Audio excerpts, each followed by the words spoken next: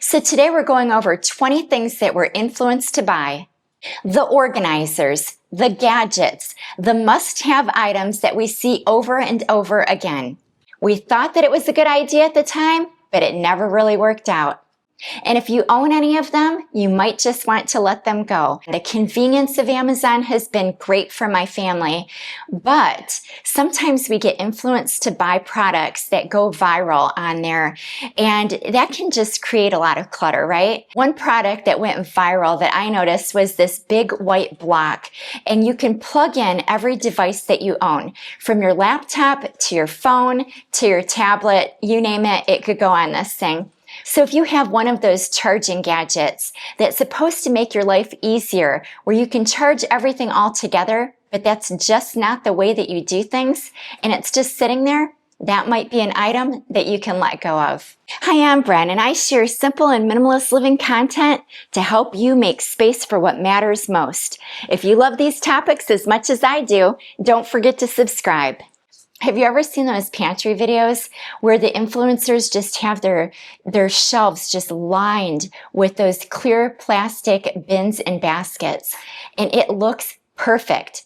But is that going to be for real life? Is that something that could be managed by you in your home?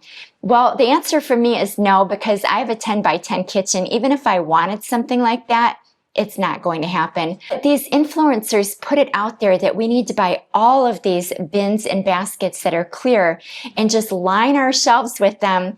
And oftentimes we're compelled then to buy ingredients we don't even use, or to buy more of those bins than we actually would use. So they become clutter.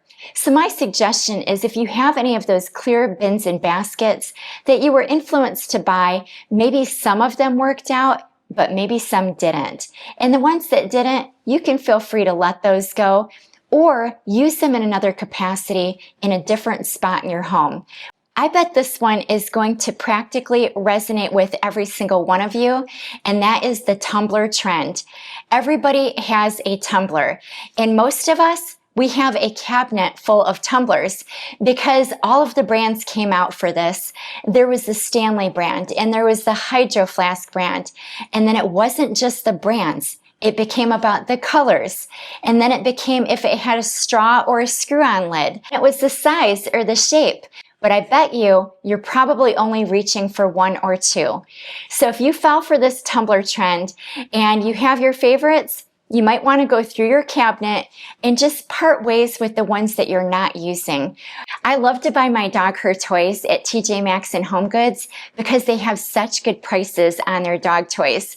But when I was there a few years back, I got there a little early, and all of these women were lined up at the door a good 10 minutes before they ever opened. And when I got into the store, I asked the salesperson, "Why are all these women here? I've never seen this before."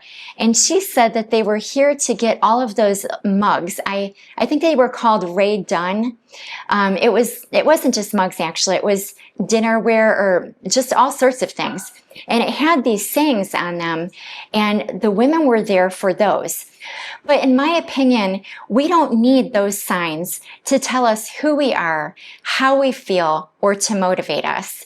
And if it's just noise in the background for you at this point, you can let those items go. They don't need to stay in your home any longer if it's not something that you love. Back when the pandemic was going on, we loaded up on exercise equipment, from weights to treadmills to exercise bikes and everything in between. What are we doing with it now? A lot of times it's just sitting there collecting dust, right? So if you have any of those type of items that you were convinced to buy because of your circumstances, but maybe your circumstances have changed. Maybe you actually used it back then, but you're not using it now. In my experience, letting those pandemic purchases go is such a good idea because you're refreshing your space. And not only that, but you're refreshing your mind. You don't have to constantly navigate around something that takes up a large amount of space, like a treadmill if you're not using it. If this sounds familiar and you have fitness equipment that you bought in the pandemic, and you just don't use it anymore, or you never did, go ahead and let that go. This one here is definitely something that I can relate to really a lot, and that is beauty tools and devices. I have curly hair, and I used to try to straighten it all the time. In fact, it was like a mission of mine, and it would take so long to do. And then I would walk out the door, or if I went on a trip and it was humid, it would just curl back up. So those kind of things we can definitely be influenced to buy because we want to change our look or something about us. But in reality, it just doesn't work out. And you could just let those go if that's not something that worked out for you. One trend I actually think is good is matching organizers, because when you open a cabinet or you have a shelf, if there's consistency, I think visually that looks really good. But sometimes these organizers come in sets, and there's pieces that we don't use or that we can't fit, so they're not functioning and they're not efficient in our space. Those extras, those are the things that you can declutter. But I would get this calendar, and a few weeks before the beginning of the year, I would write out all the birthdays and the phone numbers and the obligations that I had upcoming. But what would happen afterwards? It just sat there. It sat there all year. I never even looked at it. So if you're one that is trying to manage your time, I totally get it. And sometimes we even get subscriptions to these things where it's an online calendar, or like me, it might be an in-person calendar. But if you find that you're not using those, you can just let them go. This one I've fallen for so many times, and that's things that are on TikTok that are kitchen gadgets. And they make it look like these things are so fun to use. But when you get it in your own kitchen, in reality, your knife will work out just fine. And you just don't need them. So what happens? These things gather up dust in your drawers, and they're just shoved back into the far reaches of the drawer or underneath everything else. And they're clutter. Those are the type of items that you can go into your drawers right now, look for them, and if you spot them, let them go. And if you're decluttering and organizing your kitchen right now and you need some extra motivation and inspiration, I just posted a video about that, so I'll make sure to link that below in my description, along with a few others that I think you might like. This might be the very best thing on the list, at least where I'm coming from, probably because I can relate to it so much because I've done it. And that is being influenced to buy self-help books. I am one that always wants to challenge myself and improve myself, and I think that that is a really good idea. But when it comes to these books, it's not one size fits all, right? I think taking a book out of the library to test it out is a way better idea than actually buying one that you're influenced to buy. If this sounds familiar and you have bookshelves that are lined with self-help books, go through them and see which ones really spoke to you. And if they didn't, let those go, because maybe someone else could use it that really needs it. If you're like me, you've definitely had a shopping day or two where you're gone from the morning until the evening, and when you're out, you're very influenced by all of the displays or the signage that they have with all the perfect people on them. Buy one, get one free, or 50% off, or the sale ends today. And so what do? We buy a bunch of clothes that we don't need. And what happens? They just sit around.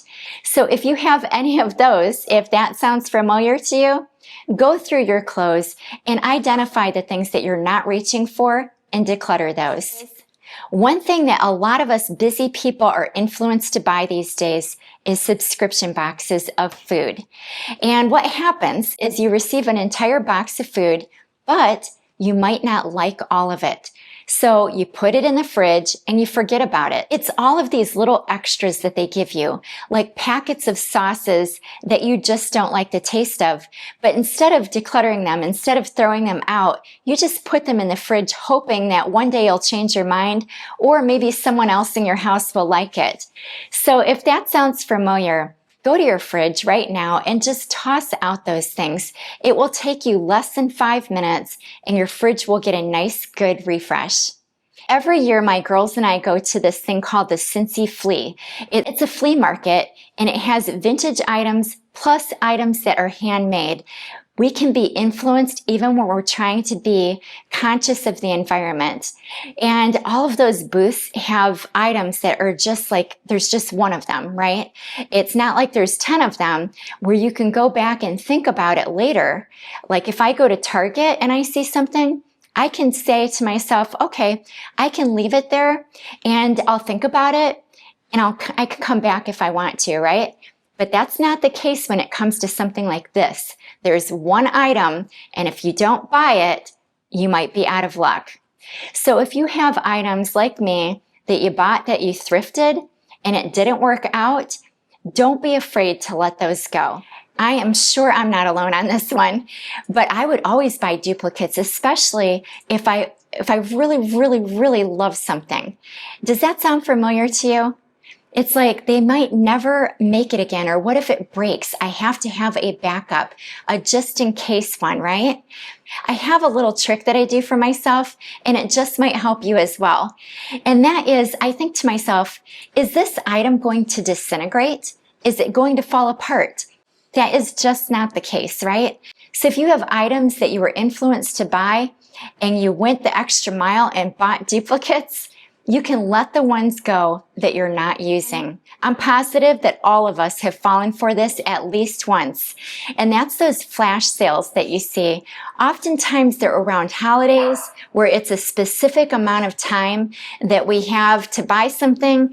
And if we don't buy it right then and there, the sale is going to go away. I've even seen it on websites where they have a time clock and it's just slowly dwindling down. If you've ever fallen for one of those flash sale panic purchases and they never worked out, you never used them, those are the kind of things you might want to consider letting go. If you are one of those people, though, that gets very influenced by reviews of items that you're thinking about, and the next thing you know, you're adding that item to your cart and it's on your front porch, it didn't work out, but you never returned it, those kind of items really add up in our homes.